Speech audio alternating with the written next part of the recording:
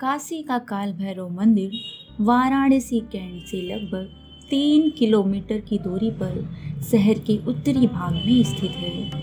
यह मंदिर काशी खंड के पुरातन मंदिरों में से एक है।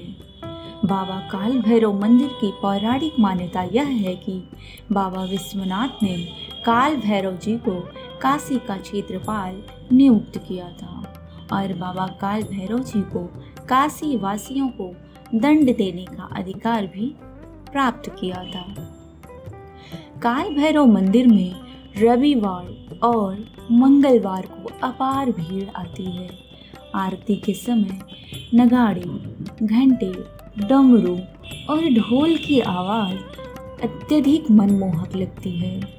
यहाँ बाबा काल भैरव के प्रसाद में बड़ा, पान और शराब का विशेष महत्व माना जाता है। काल भैरव मंदिर में विशेष रूप से भूत पिशाच आदि के उपचार के लिए लोग आया करते हैं। भगवान शंकर की नगरी कही जाने वाली काशी को लेकर धार्मिक मान्यता है कि इस शहर के राजा बाबा विश्वनाथ हैं। वहीं काशी का कोतवाल बाबा काल भैरव को माना जाता है। मान्यता यह है कि इस शहर में बाबा भैरव की मर्जी के बिना कुछ नहीं होता और पूरी नगरी की देखरेख बाबा काल भैरव के हाथ में होती है। काशी में ऐसी मान्यता है कि कोई भी प्राणी मृत्यु से पूर्व यम यातना के रूप में बाबा काल भैरव के सोटे की सामना करना पड़ता है। हाँ, परंतु मान्यता यह भी है कि केदार खंड यानी काशी वासियों को भैरव यातना कभी भी नहीं भोगनी पड़ती। काशी में एक बहुत पुरानी कहावत है, पहले काशी कोतवाल की पूजा फिर कामदूजा। धार्मिक मान्यता है कि इस शहर में कोई भी शुभ काम करने से पहले काशी कोतवाल यानी बाबा काल भैरव की पूजा की जाती है। भगवान शिव की पूजा करने से भी पहले यहाँ पर बाबा काल भैरव की पूजा की जाती है।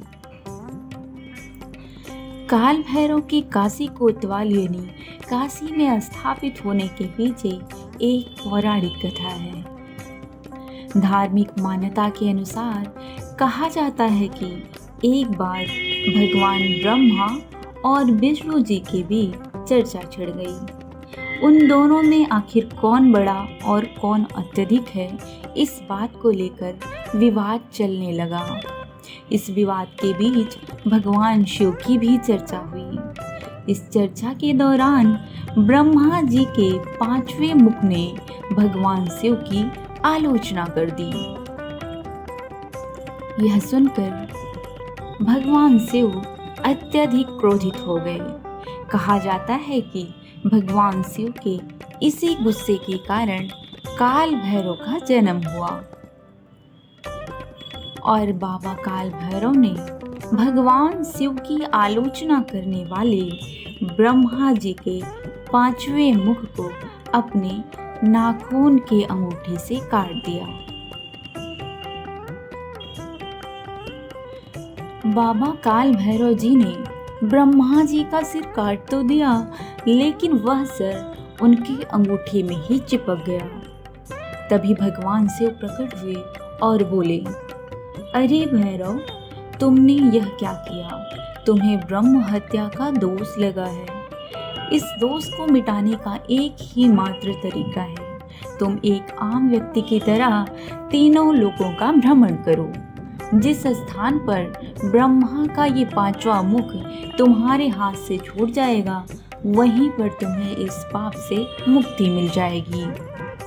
भगवान शिव का आदेश मिलते ही बाबा काल भैरव तीनों लोकों का भ्रमण करने के लिए पैदल यात्रा पर निकल पड़े।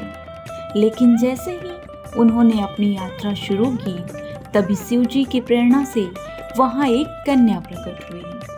कहा जाता है कि यह बहुत ही तेजस्वी कन्या थी, जो अपने जीभ से कटोरे में रखे रक्त का पान कर रही थी। यह कन्या कोई आम कन्या नहीं, बल्कि ब्रह्म हत्या थी। शिवजी ने ही इस कन्या को भैरव के पीछे छोड़ा था ताकि काल भैरव तीनों लोकों का भ्रमण करना ना छोड़ें। भैरव बाबा जब काशी पहुंचे तो उनका पीछा कर रही कन्या ने उनका पीछा छोड़ दिया।